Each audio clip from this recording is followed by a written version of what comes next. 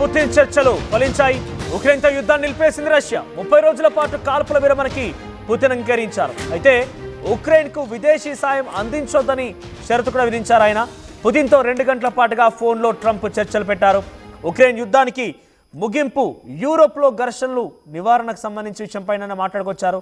ద్వైపాక్షిక సంబంధాల బలోపేతం వంటి అంశాలపైన కూడా చర్చించారు. ఎటకెలకి రష్యా ఉక్రెయిన్ వార్కి కొంత అమెరికా అధ్యక్షుడు ట్రంప్ తీసుకున్నటువంటి ఆ పెత్తనం వల్ల, ఆయన తీసుకున్నటువంటి ఆ నిర్ణయం వల్ల కొంత దీనికి ముగింపు పలికిందని చెప్పొచ్చు.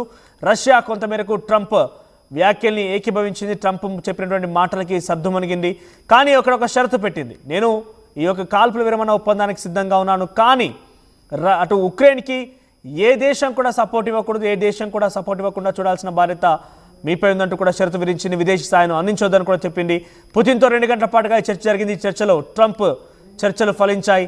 ఆయన ఫోన్లో మాట్లాడారు. ఉక్రెయిన్ యుద్ధానికి ముగింపు పలికేటువంటి అవకాశం కనబడుతోంది. యూరోప్లో కూడా ఘర్షణల నివారణకు సంబంధించి కూడా వారు మాట్లాడుకొచ్చారు. ద్వైపాక్షిక సంబంధాల బలోపేతం వంటి అంశాలపైన కూడా చర్చ జరిగింది. ఎటకెలకి ఉక్రెయిన్ రష్యా యుద్ధంకి ఒక ఫుల్ స్టాప్ పడిందనంటే అవుననే సమాధానం కనబడుతోంది. పుతిన్కి జెలెన్స్కీకి మధ్య ఆ యుద్ధం ముగిసినట్టుగానే కనబడుతోంది. మనం చూస్తున్నాం, కొన్ని ఏళ్లుగా సాగుతోంది ఈ యుద్ధం. పెద్ద ఎత్తున కొన్ని వేల మంది ఇప్పటికే మరణించారు. వందల కొద్ది బిల్డింగ్లు నేలమట్టమయ్యాయి. రష్యా ఉక్రెయిన్ ఒకరిపై ఒకరు చాలా పెద్ద స్థాయిలో విరుచుకుపడుతున్నారు. కింద మనం చూస్తున్నాం, కీవ్ స్టార్మర్ బ్రిటన్ ప్రధాని ఆయన జెలెన్స్కీతో కలుస్తున్నారు. సో రష్యాపై యుద్ధానికి మేము కూడా సపోర్ట్ ఇస్తామంటూ ఆయన కలిసి వచ్చారు. రష్యాపై మీరు ఎంతటి స్థాయిలో యుద్ధం చేసినా కూడా అన్ని రకాల సపోర్ట్ ఇస్తామని చెప్పుకొచ్చారు. ఆయన ఒక్కరే కాకుండా నాటో దేశాలన్నింటి కూడా ఆయన సమాయత్తం చేసి మనం సపోర్ట్ ఇవ్వాల్సిన యుక్రెయిన్కి. యుక్రెయిన్ చాలా తీవ్రంగా నష్టపోతోంది. యుక్రెయిన్ పైన రష్యా చాలా బీభత్సంగా దాడి చేస్తోంది. కీవ్ ప్రాంతం పైన చాలా పెద్ద మొత్తంలో దాడి చేసి ఉక్రెయిన్ని అంతమొందించే ప్రయత్నం చేస్తోంది. కాబట్టి నాటో దేశాలు, బ్రిటన్ అధ్యక్షుడు ఒకసారి మాట్లాడి తమకు ఎంత అంటే అంత, మొన్న మనం చూసుకొచ్చాం. ఏకంగా కే స్టార్మర్ అని చెప్పుకొచ్చిన మాట ఏంటంటే, ఈ 30 ఏళ్ల పాటుగా, రానున్నటువంటి 30 ఏళ్ల పాటుగా ఎంతైనా సరే మేము ఉక్రెయిన్కి సపోర్ట్ ఇస్తూనే ఉంటామన్న మాటని ఆయన మాట్లాడుకొచ్చారు. ఈ నేపథ్యంలో అటు రష్యా కాల్పుల ఒప్పందానికి కొంత సమయత్తంగా ఉన్నట్టుగానే, సిద్ధంగా ఉన్నట్టుగానే చెప్పుకొచ్చింది. కానీ ఒక కండిషన్ పెట్టింది. దాంట్లో ఉక్రెయిన్కి ఎవరు కూడా ఇతర దేశాలు సపోర్ట్ ఇవ్వకూడదని ఒక కండిషన్ పెట్టుకొచ్చింది. ఈ నేపథ్యంలో ఒక్కసారిగా ఆ షరతును యాక్సెప్ట్ చేస్తుందా ఉక్రెయిన్ లేదా అనేది మాత్రం కొంత ఆసక్తి రేపుతోంది. సో ఉక్రెయిన్ అధ్యక్షుడు జెలెన్స్కీతో ట్రంప్ భేటీ అయ్యారు. కొంత వారిద మధ్యలో కూడా ట్రేడ్ సంబంధించి జరిగిన చర్చల్లో భాగంగా ఇద్దరి మధ్య ఒకే పరస్పరంగా ఫేస్ టు ఫేస్గానే ఆ భీకరమైనటువంటి ఆ మాటల యుద్ధాన్ని చూసాం. నువ్వెంత అంటే నువ్వెంత అనుకున్న సిచ్యువేషన్ కూడా ఉంది. అటువంటి సినారియో నుంచి ఒక్కసారిగా పుతిన్తో చర్చలు జరిపి ట్రంప్ ఉక్రెయిన్కి కొంత విరమణ ఇచ్చారని చెప్పొచ్చు. రష్యా ప్రెసిడెంట్ వ్లాదిమిర్ పుతిన్ ఈ యొక్క కాల్పుల ఒప్పందానికి అంగీకరించారు. ఎనర్జీ ఇన్ఫ్రాస్ట్రక్చర్ టార్గెట్స్ని చేస్తున్నటువంటి దాడిని ఆయన కాల్పుల విరమణకి సంబంధించి ఓకే చెప్పారు. 30 రోజుల పాటుగా ఈ కాల్పుల ఒప్పందం సంబంధించి ఉంటుందన్నట్టుగా తెలుస్తోంది. పుతిన్ మరోవైపుగా రష్యా మిలిటరీని కూడా ఆర్డర్ చేశారు. ఇప్పటికే మిలిటరీ ఫోర్సెస్ని వెనక్కి తీసుకోండి, ఎట్టి పరిస్థితుల్లో దాడి చేయకూడదంటూ ఆ మిలిటరీ ఫోర్సెస్ పైన రష్యా అధ్యక్షుడు పుతిన్ ఆర్డర్ చేశారు. The Kremlin said in statement following a lengthy phone call. ఇద్దరి మధ్య ఒక చాలా సుదీర్ఘమైనటువంటి ఫోన్ కాల్ సంభాషణ జరిగింది మంగళవారం రోజున. అయితే చాలా షార్ట్ అండ్ స్వీట్గా, చాలా క్లియర్గా, ముక్కు స్వీట్గా ట్రంప్ చెప్పినటువంటి ఆ మాటలకి రష్యా అధ్యక్షుడు పుతిన్ కూడా అంగీకరించినట్టు తెలుస్తోంది. ఏదేమైనా ఈ యుద్ధానికి కొంత ముగింపు పలకడం అనేది డెఫినెట్గా ఇది ప్రపంచవ్యాప్తంగా కూడా అనేక రకాల ప్రభావం చూపించింది. రష్యా ఉక్రెయిన్ వార్ అనేది ద్రవ్యోల్బణం వచ్చింది, రేట్ల ధర పెరుగుదల మనం చూసాం. రష్యా కూడా ఇష్టానుసారంగా రేట్లను పెంచడం కానివ్వండి, అటు జెలెన్స్కీ కూడా ఉక్రెయిన్ జెలెన్స్కీ కూడా రష్యాపై దాడి చేయడం, రష్యా మరొకరిపై దాడి చేయడం, ఇక్కడ నాటో దేశాలని మొత్తం ఉక్రెయిన్ మద్దతుగా తీసుకోవడం, ఉక్రెయిన్కి సపోర్ట్గా వారంతా రావడం, ఇలా ప్రపంచ యుద్ధానికి దారితీస్తున్న రకం కూడా కనిపించింది. పుతిన్ ట్రంప్కి ఒక కండిషన్ కూడా పెట్టారు. ఇప్పటికే మనం మాట్లాడుకున్నాం, ఏ ఒక్క విదేశీ దేశాలు కూడా ఉక్రెయిన్కి సపోర్ట్ ఇవ్వకూడదు. అది పొలిటికల్గా కానీ, డిప్లొమాటిక్గా కానీ, ఏ తరహాలో కూడా కంప్లీట్గా వారికి మద్దతు ఇవ్వకూడదు. ఫారెన్ మిలిటరీ వరం కనుక ఉక్రెయిన్లో ఉంటే వారు వెంటనే అక్కడ నుంచి వెనక్కి తీసుకోవాలి. ఈ ప్రొవిజన్స్ అన్నిటి కూడా యాక్సెప్ట్ చేస్తేనే నేను ఈ కాల్పుల ఒప్పంద విరమణ సంబంధించిన అంశాలపైన నేను మాట్లాడతాను, అంగీకరిస్తానని చెప్పుకొచ్చారు అన్నట్టుగా ట్రంప్ అంగీకరించారు. మరి ట్రంప్ ఈ విషయాన్ని జెలెన్స్కీ కన్వే చేయాల్సింది, మరి జెలెన్స్కీ ఎలా చేస్తారో చూడాలి. దీనికి సంబంధించి కొన్ని అప్డేట్స్ మా ప్రతినిధి సచిన్ కూడా అందిస్తారు. సచిన్, ఏంటి ఉక్రెయిన్ రష్యా వార్ ముగింపుకు సంబంధించిన అప్డేట్స్ ఏమున్నాయి? రైట్ మనోజ్, ఈ వార్ ముగింపు అనేది ఇప్పుడు ఇంట్రెస్టింగ్. ఎందుకంటే ఇప్పుడు బ్రిటన్ చేతిలో ఉందనే చెప్పుకోవాలి. ఎందుకంటే బ్రిటన్ తో పాటు మరికొన్ని దేశాలకు సంబంధించి, ఎందుకంటే ఆ మిగతా దేశాలు కొన్నిటికి సుముఖత వ్యక్తం చేస్తున్నాయి, కొన్ని విముఖత వ్యక్తం చేస్తున్నాయి. ఒకవేళ ఇప్పుడు ఆ యుక్రెయిన్ కి అవి కనుక సపోర్ట్ గా వెళ్ళకపోతే, బ్రిటన్ తో పాటు మరికొన్ని దేశాలు కనుక సపోర్ట్ గా వెళ్ళకపోతే అప్పుడు పరిణామం ఎలా ఉంటుందనేది ఇక్కడ ఫస్ట్ గా మొట్టమొదటి అయితే క్వశ్చన్. దాంతో పాటు ఇటు యుక్రెయిన్ కి సంబంధించి అమెరికా మాట వింటుందా? అఫ్ కోర్స్ ఇప్పుడు వినాల్సిన పరిస్థితి ఉంది, ఎందుకంటే వేరే ఆప్షన్ లేదు వాళ్ళ దగ్గర. కానీ ఇక్కడ బ్రిటన్ సపోర్ట్ గా వెళితే కనుక పరిస్థితి మరే అవకాశం కనిపిస్తోంది.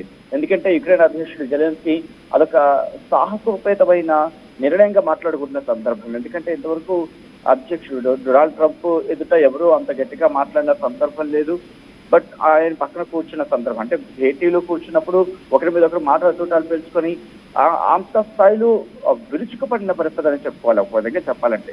కాబట్టి ఇప్పుడు యుక్రెయిన్ అధ్యక్షుడు జెలెన్స్కీ ఇటు ఏం చేయబోతున్నాడు అనేది ప్రప్రథమంగా ఇక్కడ ఆలోచించాల్సిందన్నమాట. ఒకవేళ బ్రిటన్ సపోర్ట్ ఇస్తే కనుక యుద్ధాన్ని కంటిన్యూ చేసే అవకాశం, కానీ ప్రస్తుత సినారీలో అటువంటి ఏమీ కనిపించట్లేదు.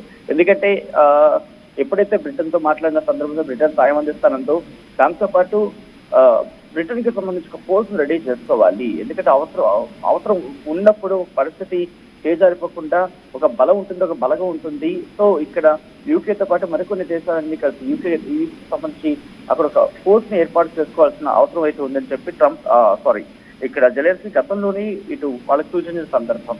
సో అప్పుడు కనుక ఫోర్సెస్ కనుక బిల్డప్ అయితే మళ్ళీ అప్పుడు యుక్రెయిన్ యుద్ధానికి వెళ్తుందా? యాజ్ ఆఫ్ నౌ అయితే మాత్రం యుద్ధానికి వెళ్ళే అవకాశాలు ఎక్కడ కనిపించట్లేదు.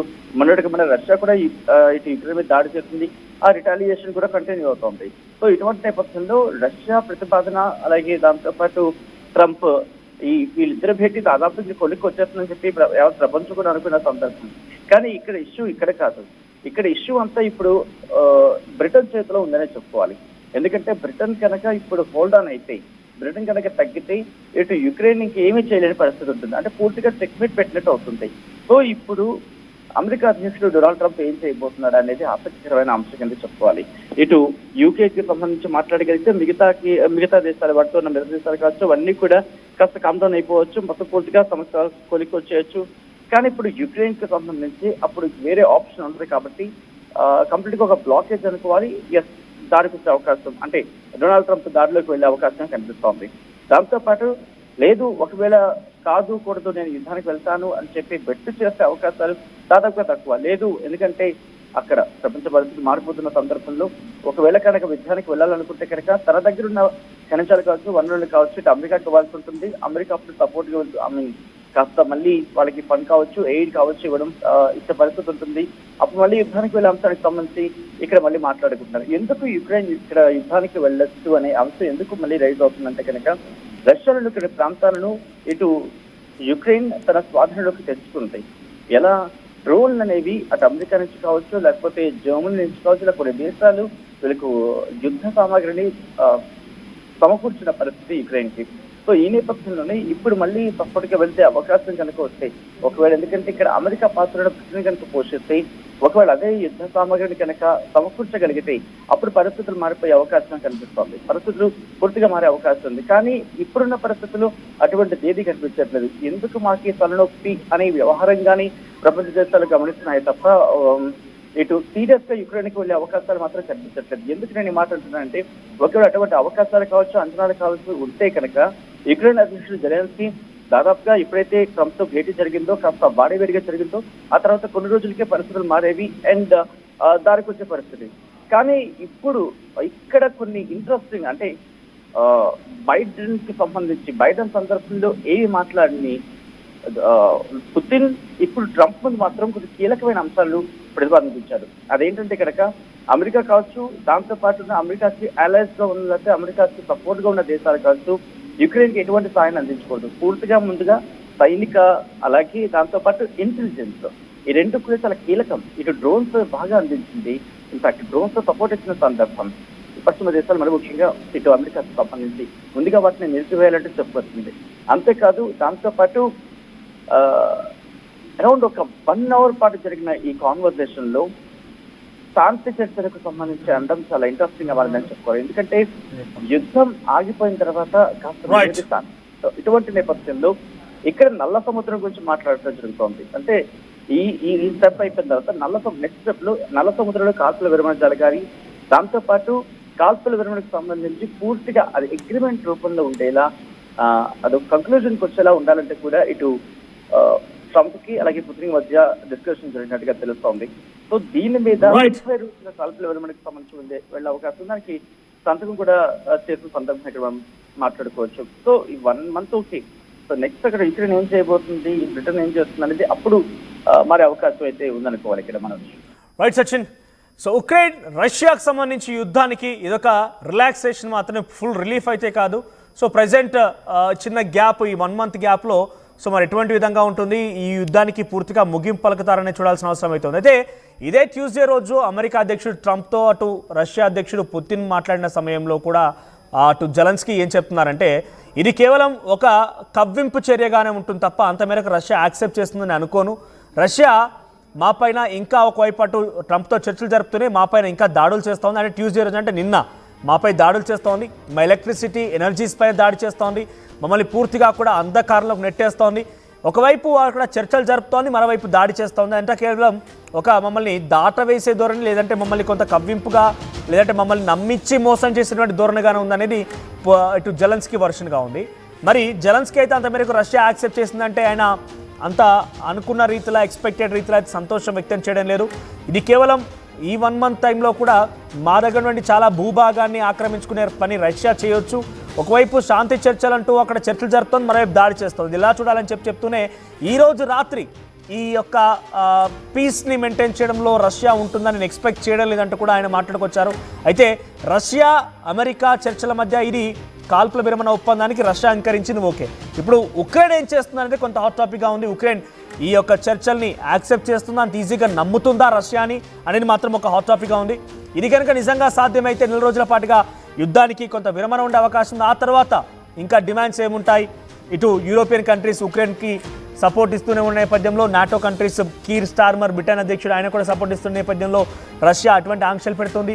రష్యా ఉక్రెయిన్ మధ్య ఇంకా ఏం చర్చలు జరుగుతాయి, ఈ చర్చలో ఏది సఫలమవుతుంది, సఫలం కాకపోయినట్టయితే 4 రోజుల తర్వాత మళ్ళీ భీకరంగా యుద్ధం జరిగే అవకాశం ఉంది. ఏం జరుగుతుందో చూద్దాం. యూపీఎస్సీ ఫలితాల్లో 84కు పైగా ర్యాంకులతో ప్రభంజనం సృష్టించి నేడు ప్రకటించిన తెలంగాణ గ్రూప్ 1 ఫలితాల్లో 100 మందికి పైగా 430 కంటే ఎక్కువ మార్కులు సాధించిన ఏకైక అకాడమీ విష్ణు ఐఏఎస్ అకాడమీ.